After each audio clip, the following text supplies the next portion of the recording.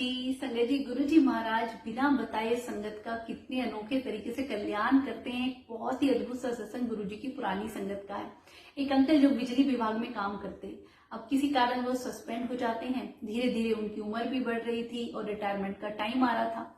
अब वो रिटायर होते तो एससी की पोस्ट से होते, काफी पैसे भी मिलते। उन्हें बड़ी टेंशन थी इस बात की। कोई उन्हें गुरु जी महाराज के बारे में बताता है। गुरु जी के दरबार में जाते हैं। अब गुरु जी के पास जाते हैं और कहते हैं, गुरु जी वो मेरी नौकरी ऐसे ऐसे मैं सस्पेंड हुआ। तो गुरु जी कहते हैं, तू बड़ा सेल्फिश है। वो पूछते हैं, गुरु जी वो कैसे? तेरी वाइफ जो घर में है उसके पेट में 5 किलो का ट्यूमर है। तूने उसकी तो बात एक बार भी नहीं करी और तुझे अपनी नौकरी की चिंता है। जा अगली बार आना, अपनी वाइफ को लेके आना, तभी तेरा कल्याण होगा। संगत जी, अंकल अगली बार जाते हैं अपनी वाइफ के साथ। तो गुरुजी के दरबार में बैठते हैं। फिर उनका नंबर आता है तो गुरुजी से कहते हैं, गुरुजी वो मेरी नौकरी और मेरी वाइफ के पेट में जो आपने ट्यूमर बताया उसका। तो गुरुजी बोले, जाओ जाओ तुम्हारा कल्याण कर देता, तुम्हें मुंडा दे देता। तो अंकल कहते हैं, नहीं नहीं गुरुजी, आप गलत समझ रहे हैं, हमें मुंडा नहीं चाहिए, हमारे तो पहले से है बेटा, हमें तो बस नौकरी और ये वाइफ का जो ट्यूमर है इसके बारे में आप। गुरुजी बोले, नहीं नहीं, जाओ जाओ तुम्हारा कल्याण किया। अब अंकल बाहर आ जाते हैं।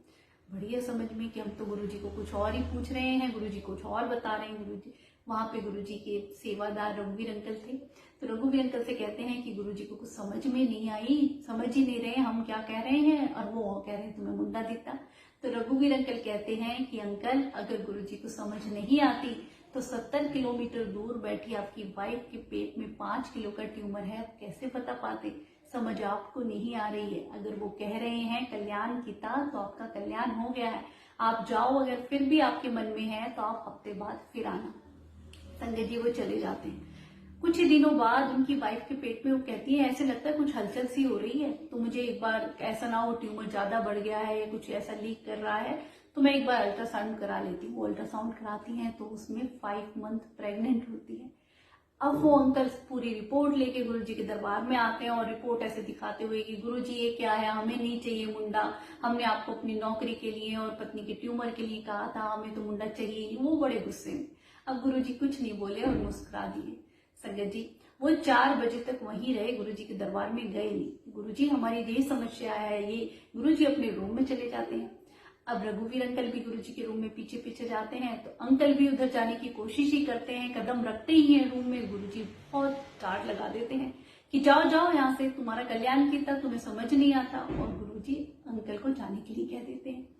फिर जब वो अंकल चले जाते हैं तो रघुवीर अंकल से गुरुजी कहते हैं, इन कमलियों ने समझ नहीं आता, इनका जो ट्यूमर है वो मैंने बेटे में बदल दिया, पर फिर भी इन्हें बात समझ नहीं आ रही है कैसे मैंने इनका कल्याण कर देता, और बेटा होने के बाद इनकी नौकरी का भी सब सेट हो जाएगा।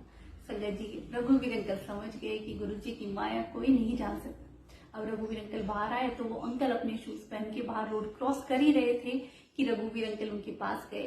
बोले कि कहाँ है आपकी रिपोर्ट, जरा दिखाना, इसमें ट्यूमर के बारे में क्या लिखा है? तो अंकल कहते हैं, ट्यूमर के बारे में तो कुछ नहीं लिखा, बस ये लिखा है कि 5 मंथ प्रेग्नेंट। कह रहे ट्यूमर की भी तो आप टेस्ट कराओ, जो इतना बड़ा ट्यूमर था, आजकल तो रिपोर्ट में सब कुछ लिख देते हैं, ये वेट है, इस टाइप का ट्यूमर है, ये है वो है। कह रहे बात तो आप सही कह रहे। तो वो जाते हैं और डॉक्टर के पास, कहते हैं, जी आप ट्यूमर के बारे में आपने पहले बताया था इतना है और आपने इस रिपोर्ट में तो कुछ किया ही नहीं। तो डॉक्टर कहते हैं, ट्यूमर का कुछ आया ही नहीं है तो हम रिपोर्ट में लिखे कैसे? संगत जी फिर भी डॉक्टर दोबारा टेस्ट करते हैं तो कोई ट्यूमर नहीं, वो तो वही 5 मंथ प्रेग्नेंट। अब अंकल समझ जाते हैं कि गुरुजी की माया अपरंपार है। जाते हैं गुरुजी से माफी मांगते हैं कि गुरुजी हम समझ नहीं पाए। तो गुरुजी कहते हैं कि तुम्हारा जो ट्यूमर है उसको मैंने बेटे में बदल दिया, और जो तुम्हारा बेटा होगा उसके बाद ही देखना तुम्हारी जो ये पोस्ट का जो नौकरी का है ये भी सब सेट हो जाएगा। और संगत जी ऐसा ही होता है, गुरुजी की माया कोई नहीं जान सकता। अंकल और गुरुजी कहते हैं कि अब बेटा होने के बाद ही आना। बेटा होता है, गुरुजी जैसे बताते हैं, गुरुजी डेट भी बता देते हैं, उसी डेट को उन्हें बेटा होता है। और बेटे होने के कोई 10 या 5 दिन बाद ही हाई कोर्ट में वो केस जीत जाते हैं।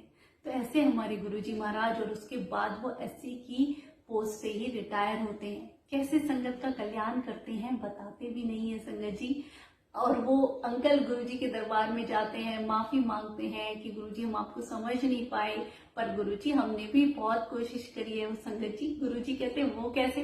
कि गुरुजी जो पेट में रसौली थी ना, तो हमने अपने बेटे का नाम रसौली ही रखा है, क्योंकि उस रसौली को ही तो आपने बेटा बनाया। तो संगत जी, ऐसे गुरु हमें कहाँ मिलेंगे, इतने प्यार करने वाले, कैसे संगत का कल्याण करते और उन्हें बताते भी नहीं, जताते भी नहीं। गुरु जी महाराज की आप संगत जी पुरानी वीडियो भी देखना, कितनी नम्रता, कैसे हाथ जोड़ के संगत से मिलना, सबसे पूछते थे कि दसो सेवा दसो।